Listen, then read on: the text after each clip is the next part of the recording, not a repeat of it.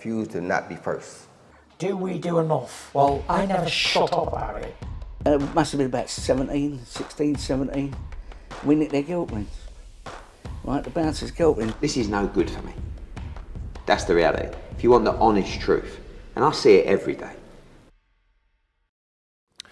Razaban IFL TV, proudly sponsored by Everlast. Delighted to have with me promoter Ben Shalom. Ben, how are you? I'm very well. How are you? I'm good. Listen, it's been a crazy last 48 hours. You've been trending on Twitter. I'm sure you. For the first time. Actually, for the first time. Is it the first time? Just explain from the beginning. Obviously, we're here for that one reason only. This whole Fabio Wardley, Fraser-Clarke purse bids. I'll start off with just an open question, and then I'll fire away as you speak. Your perspective of the purse bids being announced a number of weeks ago, 3 or 4 weeks ago, to the purse bids being cancelled by Boxer and yourself. Just open question for you to explain, and then I'll just fire away some further questions upon that. It's a fight that we've been trying to make. I've said before and during purse bid.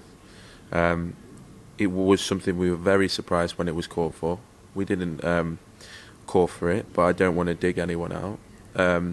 But when it was called for, that was not a route that we were going to go down, because we planned for Fraser to have rounds and have 8 rounds, 10 rounds. It doesn't matter how good you are, you have to have rounds in the bank, and any boxing trainer, any boxing professional, anyone involved in the sport will tell you that, and everyone knows that. And so when it gets to the stage where we tried to do a deal last night and we couldn't, then we have no choice but, in our eyes, to make a correct boxing decision for Fraser-Clarke and make sure that he gets his at least one 10-rounder before he jumps into a 12-rounder, having boxed 6-rounders mostly because his team wanted that and wanted activity. And we care about Fraser-Clarke. We're there to make sure he has the right experience before he jumps into the 12 rounders and the deep end, where not just Fabio Wardley, but after that and where he can go from there. We want him to get that experience, get the fights that he needs to get, and to after his 6th fight, to expect a fighter to jump from 2 rounds over 8. It was an 8-rounder, his last one, in fairness, but it was 2 rounds. Boxed 6 rounders for his first fights, to jump into a 12-rounder on anything from 21 days notice. Could be short, could be longer if we don't win the bid. And we were confident in winning the bid, but it wasn't for us ever going to be next. And that's all it was. We're confident of still perhaps doing a deal. We've offered a huge amount of money to make that happen, but we'll do it at the right time for his boxing career. So from the beginning, you mentioned there that when it was announced by the board, it wasn't yourself that kind of triggered the board to have Fraser as a mandatory for the British title. You obviously don't want to get into the back and forth, but I'm assuming that came from Fraser's management team. Am I correct in understanding that? Yeah, I think, to be fair to them, they probably didn't think they were asking for it to be called now. And that's a question you have to ask them. But the stupidity to order a fighter after 6 fights, who's not even done a 10 rounds to fight 12 rounds British title. Yes, he's talented. Yes, he beat... I'm not disrespecting Fabio Wardley. I want to be careful not to do that. We beat the fighters that we're talking about. But for us, we have to take care with his career. And it doesn't matter how much pressure or the situation that I found myself in because of things outside of my control, I'm going to make sure that I do the right thing. And I do the right thing for my fighter. And that's the long of short of it. Whether Fraser wants to fight anyone, and he's a fighter, and that's why people fall in love with him. He's a fighter, and he would take fights on his first fight, and he's going to earn a lot of money. He's a people's champion, and we're going to make sure that he takes the right fights for him at the right time. Now this, for us, is probably even in 1 fight's time, but we're not going to allow him to not have that 10 rounds, that 12 rounds, because we feel that that's just a sensible fit. It doesn't matter whether you're Lomachenko or Spence or Crawford. That is just boxing, and it's as simple as that. And it's 100% the correct decision. I think anyone in boxing can understand that. The PR is to try and goad him, to goad myself into back and forth, or to do something that is so unnatural.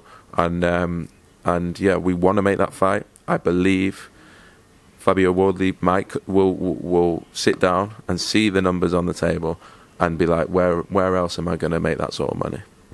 So the board announced it. A purse bid date is scheduled if you don't negotiate a deal in between. Now, I know you've been vocal about that you've spoken to Fabio and his team about doing a deal without going to purse bids. Fabio's obviously not contracted to Matchroom. It's a fight-by-fight deal, so you were free to do so. So were you not able to come up with the finances or the numbers that Fabio and his team wanted for a deal not to be reached before going to purse bids? We believe we've now offered a deal that would be in excess of what the purse bid would be. Purse bids have problems. White Fury was an example. You don't have the promotional obligations that you need. You want to make sure you put it. We know when we want to make this fight. We know how we want to make this fight. We want to make it as big as possible. We've put numbers, and we believe we have deeper pockets than anyone else for this fight. But we want it on the right terms, with the right contract at the right time. There's no need for it not to be. When we were speaking to Fabio Wardley's team, they never said, speak to this promoter, speak to that promoter. It's been fairly straightforward. Yes, when the purse bids were ordered, it's an attractive thing for them. Suddenly they're getting 60% of a fight against Fraser-Clarke, and they know that we can't afford to lose it. Because, and not only that so if Fraser-Clarke was ready and had the 10 rounds and 12 rounds, we'd be bidding very, very high. But right now, this is where we're at. We believe we know we made the right decision. We know it's the right decision, and most people in boxing will understand that. Fabio's put a tweet out to say that the offer that was made to us was nowhere near his highest purse, and states clearly that his last paycheck was higher than what you offered. Just your reaction to that, please. That's just not true. And I don't want to, again, get involved in other teams' politics. If his management team would like me to reveal the offers that have been made, then I'm happy to do that. I know it was more than his last fight. We've even offered yesterday a standalone fight figure for this fight, a huge number. And if they want me to publicise them, then I will. But out of respect for his management team, who've been respectful of myself, I'm not going to do that until they ask me to. But I can confirm that it was definitely higher, and it's a huge offer and money that he's not going to earn elsewhere. Obviously, I don't want to create further drama. A lot of drama was caused on Twitter yesterday. With your offer that you made to Fabio, did it come with any other strings, such as, like some promoters do, and they have the right to do so, is multi-fights and a number of fights, plus the Fraser fight? Was that an obstacle for potentially Fabio's team to say that we just wanted a one-fight deal with good money? I think when we first started talking, and again, I don't want to disclose things, it was always about how do we build the biggest fight out of this. We know it's going to be a big British fight. How do we do the best for both fighters and build a big fight? Then when purse bids got ordered, that's when it became more difficult because of the situation I've explained. We have now got to a stage where we have offered a one fight, no strings attached, one-off, huge fight, huge purse. This isn't a money thing. This is about Fraser-Clarke at least being allowed to have a 10-rounder, at least being allowed to have a fight that prepares him for the distance, not the fighter, the distance. That's all this is, and it's an absolute no-brainer. And the rest of it is games, and he's done very well. Honestly, done very well. Of course, it's made huge news. Fraser-Clarke's a big deal. The other fighters are enjoying building his name off the back of this Fraser-Clarke fight, and we hope the fight will happen. We really do, and we think we're putting big numbers up to do it. And yeah, there's a fight there on a one-off basis. But you can categorically sit here and say that your offer made to Fabio Wardley was the highest paycheck that he would ever receive, well, to date. 100%. And it still stands. Our latest offer is even bigger than that. Our latest offer is possibly double, possibly a record fee. And I'm happy to be proven wrong, but I was speaking to Mick Hennessy about it last night. He said, "You've offered what? You've offered what?" I mean, we want to make this fight. We want to make him extremely wealthy off this fight. It's a huge offer for a British title.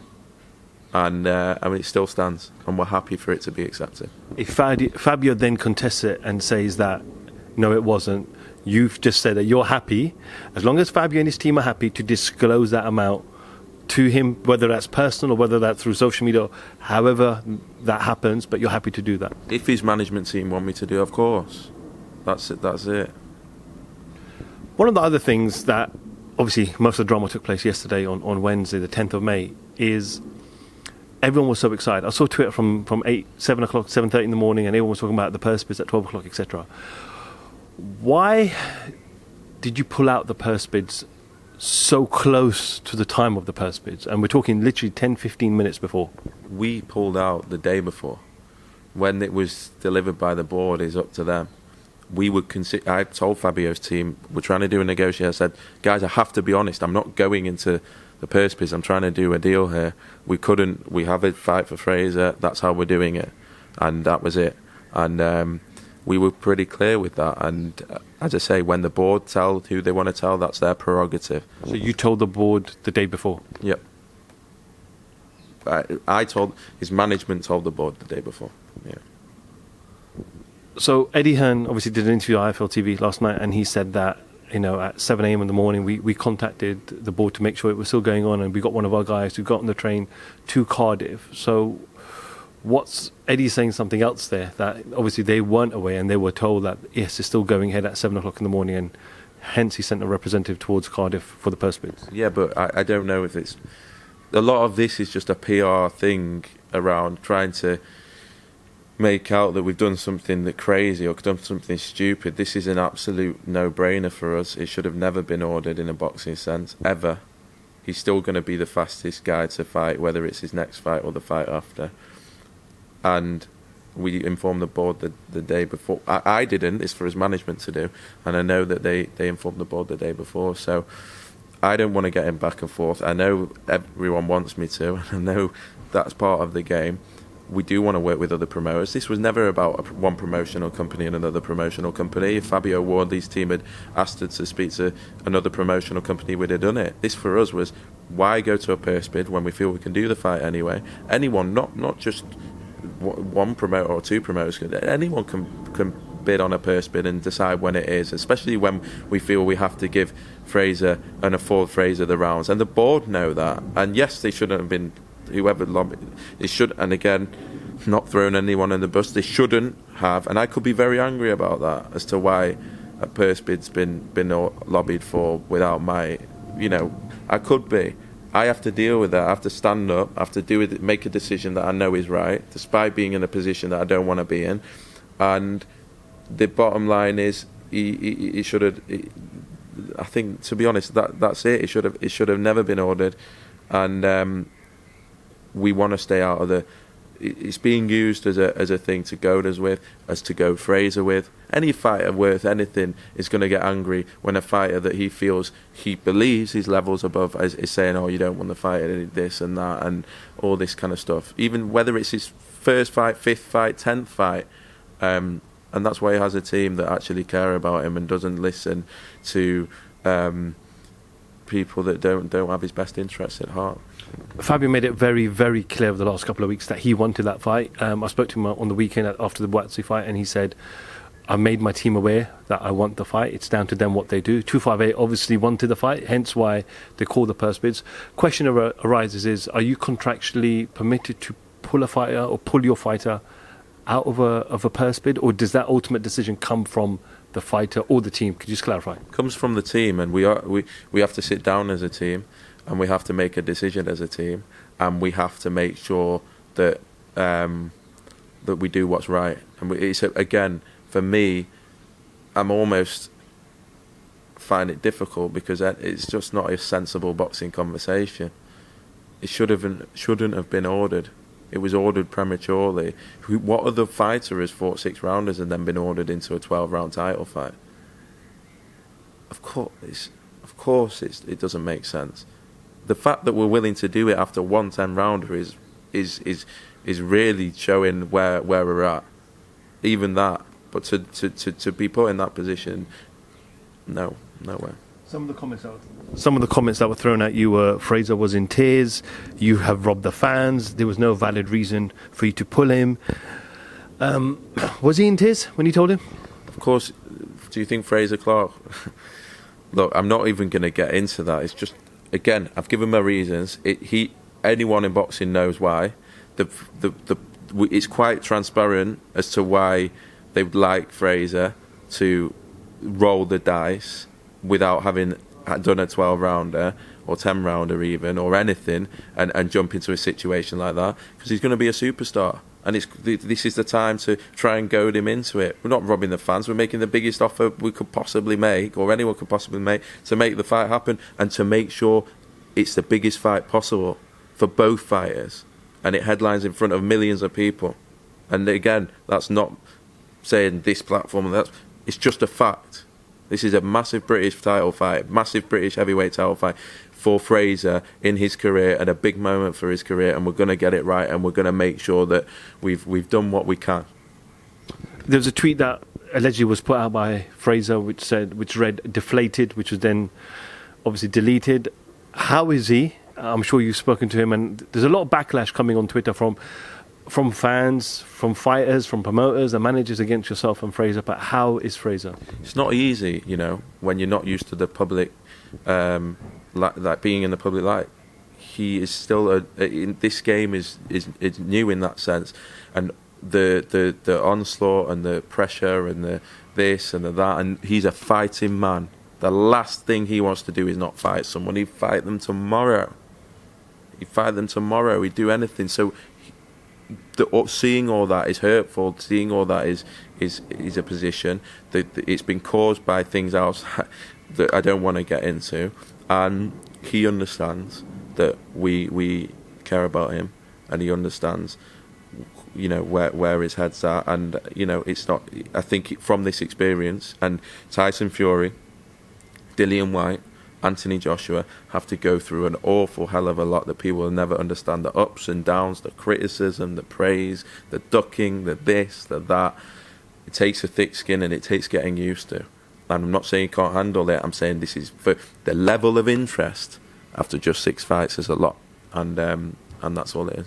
One of the things that you've told me numerous times in our interviews is that you want to work with all promoters and fighters and want to make the best fights of boxing. And this was, people used it as a contradiction last night and said that, well, you're saying this on one hand, and on the other hand, you're actually pulling your fighter away. Eddie Hearn gave a comparison where he let Dalton Smith, lost the purse bids for Casey Benjamin. Alisa Baumgartner obviously fought Michaela Mayer on the Sky card as well. So could you promote on this side understand the frustration on the other side? If Fraser had been in a different position in his career, then of course, this is nothing to do with another promoter. As I said, we were dealing with Fabio Wardley's team. Dalton Smith was very well prepared for a British title fight, was fighting Casey Benjamin, who wasn't in that position. It's nothing to do with it. It's being used as perhaps an opportunity to say, to try and say that we're just like everyone else, and that we're just like, no, we're not. We'll do what's right for the fighter, and I know what's right for Fraser Clarke, and in 6 months' time, everyone will see what's right for Fraser Clarke.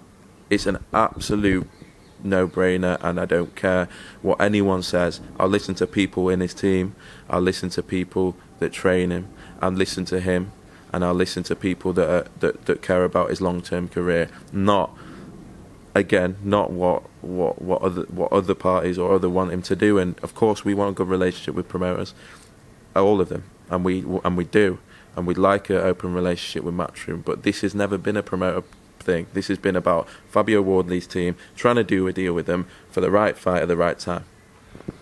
So, can you confirm if obviously Fraser will still fight on the Adam Azim card June 10th against Armstrong? Is that still going to go ahead? We've not announced the Armstrong fight, so it's not a fight that we've announced. We want to make an announcement next week. I'm going to wait for us to make an announcement. And I'm excited because we've got a heavyweight that everyone's talking about and that everyone wants to see progress very quickly and be in the big fights very quickly, and we will deliver that. But yeah, announcements next week. Let's let the dust settle. Let's see if the offer is still there, and let's see what happens. Just to confirm that you're happy to throw in Fraser Clarke with Fabio Wardley after his June 10th fight, later on this year, September or December, and you're happy to do a deal directly with Fabio and his team? Without a doubt. Selfishly, I'd like to see Fraser-Clarke do 10 rounds. I'd like to see him do 12 rounds. I know what's right for him. I know it's not an ability thing, it's a distance thing. That's it. Everyone needs an experience of it, whether he's going to blast him out in 3 rounds or not. But given the situation, I think the very least is that he has one fight, and then we're ready to go. And yeah, the offer it still stands. It's a big offer. We'd like to do it, and we hope it happens. Just finally, Ben, we'll wrap this up. A lot of boxing fans disappointed yesterday because they want to see fights happen. We saw Dubois, Joyce happen when maybe it was too soon for maybe Dubois, but it happened. We saw DeGale Groves happen, both want to become world champions later down the line. So fighters want to see these big fights happen now when they can, and not marinate too much, because then it gets too difficult to happen. So a lot of frustration on fans. There's voices and tweets yesterday. So just a message to the fans. The message is, please understand that we care about the fighter. We want him in the biggest fights, and we'll work with anyone. But we need him to have a little experience of a long distance fight. That's it. Now, we want the biggest fights. We believe Fabio Wardley is still going to happen, and we want it to be as big as possible. It's important that it is for his career. We'd like it to be in September or December. We don't mind, and we'll continue to work towards that. But yeah, Fraser's got a big career ahead. He still, hopefully, fingers crossed, becomes the fastest heavyweight British champion that we've ever had. We're moving him. That's quickly even to be talking about it. So yeah, fingers crossed we can get that done. And I think the fans need to appreciate a little bit that this is the right decision for Fraser-Clarke, and we'll see a fight very soon. Ben, thank you for a few moments of your time. Also, thank you to Sign Lounge for allowing us to use the premises to do this interview. And yeah, we'll catch up with you in Bournemouth. Cheers, bro. Ben Shalom, IFL TV, thank you very much. Because I refuse to not be first. Do we do enough? Well, I never shut up about it. It must have been about 16, 17. We nicked their guilt rings. Right, the bouncer's guilt rings. This is no good for me. That's the reality. If you want the honest truth, and I see it every day,